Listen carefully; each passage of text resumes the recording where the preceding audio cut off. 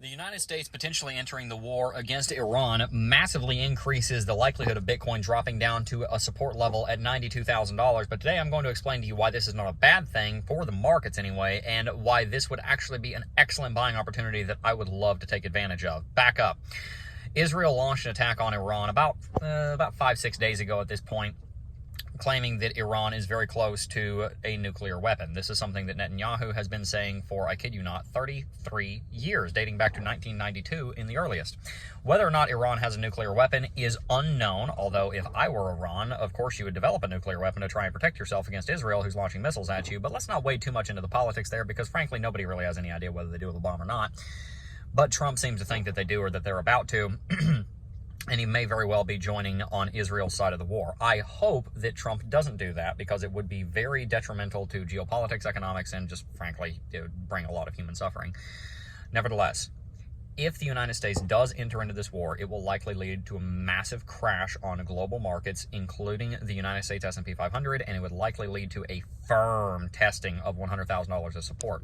This brings about two possible scenarios. Either number one, Bitcoin holds $100,000 in the light of the United States entering the war on Israel's side, which basically guarantees $200,000 is coming very soon, because if that can't drop Bitcoin's price below $100,000, then there ain't much that can, and we're probably about to go through a massive rally because we didn't break below 100,000, again, if the United States enters the war on Israel's side. On the other hand, if we see Bitcoin drop below $100,000 down to 92, there's a very firm uptrend that gives us support as low as 86, so a drop down to 88 to 92 is possible. And this would not be a bad thing for the chart, because it would actually even further validate the massive inverse head and shoulders pattern that Bitcoin is watching right now. That inverse head and shoulders pattern started in January of this year, actually started in December of last year, and it has been building ever since. At first, we were thinking to ourselves, oh no, if Bitcoin drops here, then that's going to invalidate the inverse head and shoulders pattern. But actually, no. The left side of the inverse head and shoulders pattern has support at $92,000. So if Bitcoin did drop down to 92, fill the gap, maybe it drops on a wick down to 90 or 88, whatever, then you build the inverse head and shoulders pattern, which gives us a price target as high as 175, and you're able to get entries at 88. That means you get to double your money in Bitcoin potentially in as short as 6 months. If the United States enters into this war, therefore, obviously this will blow things up literally and metaphorically in the Middle East, but in the short term, it would likely lead to an incredible buying opportunity on Bitcoin. I don't in any way want to discount the untold amount of human suffering that is going on right now. And obviously that is far more important than what we're seeing happen in the markets. But from the perspective of the markets, if you believe in Bitcoin for the long term like I do, and you believe that we're going to $1 million, $2 million, $3 million, $5 million, $10 million a coin in the next 20 to 30 years, potentially $1 million a coin in as little as 8 to 9 years, then a lower entry is something that is very desirable.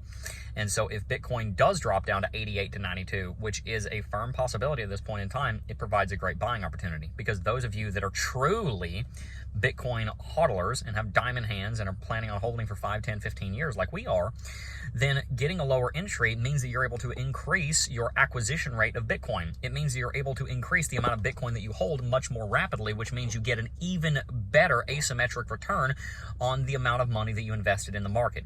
So, if the United States enters the war, you will likely see a stock market crash, and you will likely see a crash on Bitcoin temporarily.